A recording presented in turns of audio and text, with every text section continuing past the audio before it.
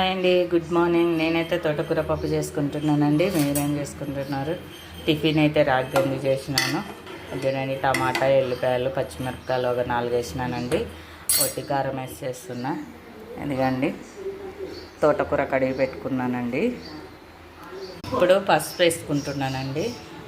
ఉడుకు పట్టింది కదా, పసుపు వేసుకుంటున్నా. ఇప్పుడు చింతపండు వేసుకొని ఉడుకు పట్టింది కదండి, బ్యాళ్ళు చింతపండు వేసుకొని టమాటా కూడా వేసినాను. ఇప్పుడు ఆకుకూర పెట్టుకుంటానండి.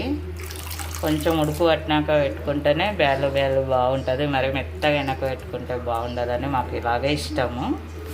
ఇప్పుడైతే కారం వేసుకుంటున్నా. నేను 2 స్పూన్ల కారము,